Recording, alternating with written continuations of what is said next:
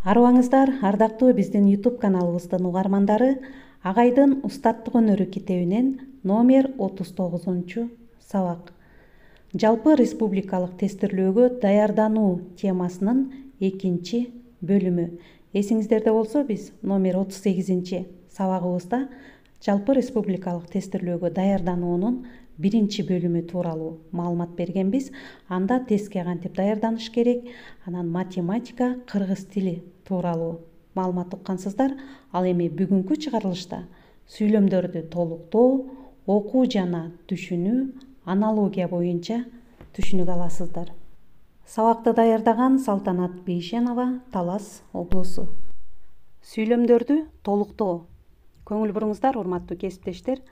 Тесттин бул бөлүмүндө 1 же 2 сүйлөмдөн турган татаал сүйлөм камтылган. Аларда 2ден 5ке чейин боштук болушу мүмкүн.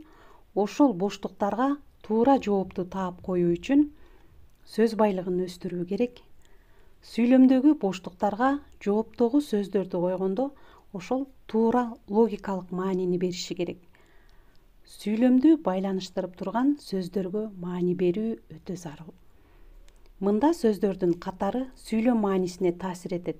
Демек, ошол сүйлөмдөгү бөлүктөрдүн логикалык байланышын түшүнө билүү керек. Көңүл буруңуздар, урматтуу угармандар, окуу жана түшүнүү. Окуу жана түшүнүү бөлүмү үчүн текст үзүндүлөрү гуманитардык, социалдык, табият таануучулук, билим тармактарынан алынган тексттер болот.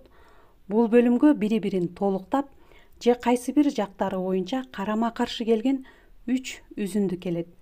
Ар бир үзүндүгө бир катар суроолор берилет.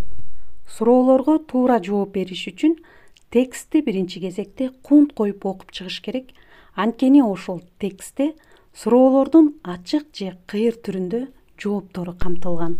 Көңүл буруңуздар, урматтуу угармандар, бул бөлүмгө туура жооп бериш үчүн төмөнкүдөй логиканы түшүнүү керек. Биринчи, сөздөрдүн тике жана кыйыр маанилерин табуу. Экинчи, сүйлөмдө камтылган маалыматтарга таянып, негизги ойду аныктоо. Үчүнчү, сөздүн, туюнтманын мазмунун, маанисин түшүнүү. Төртүнчү, салыштыруу үчүн саптарды кунт коюп окуп чыгуу керек.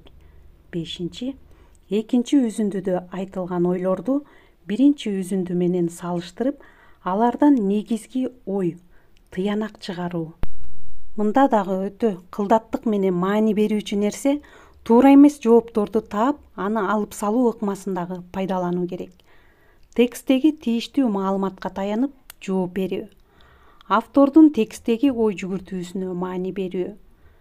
Үзүндү эмнени далилдеп тургандыгын аныктоо. Тексттин жардамы менен автор кандай ойду далилдегиси келгендигин аныктоо зарыл. Сабагыбыздын 3 планына келдик. Аналогия. Окшоштуктарды туура табуу үчүн жогорку окуу жайларга даярдануу боюнча колдонмодогу мисалдарды толук үйрөнүп чыгыш керек. Агайдын акыл эмгегинин маданияты китебинде ойлоо операциялары 78-82 беттерде, китеп текстин анализдөө, ойлоо жөндөмүн өстүрүү 79 беттерде бар. Мына ушул темаларды дагы окуп чыксаңыздар болот. Ушул эле каналдан акыл эмгегинин маданияты китебинен дагы ушул жогоруда аталган темалардын видео сабактары менен дагы кенен таанышып чыксаңыздар болот.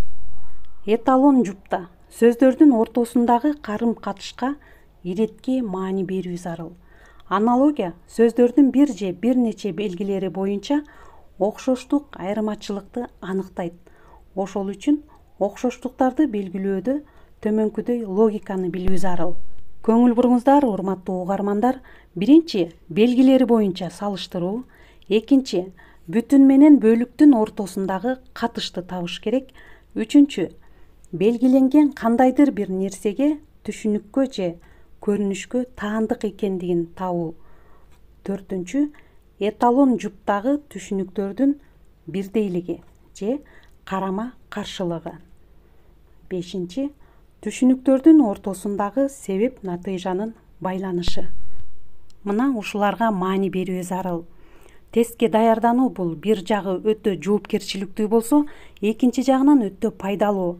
Анткени окуучу тестке даярдануу процессинде билимин бышыктайт, логикалык ой жүгүртүүсүн өстүрөт, кругозорун кеңейтет, ошондой эле билимди пайдаланууну үйрөнөт. Билим сапаты үчүн күрөшүп жаткан бардык мугалимдерге амандык, эсендик, ийгилик каалайбыз деген агайдын сөзү менен бүгүнкү сабагыбызды жыйынтыктайбыз.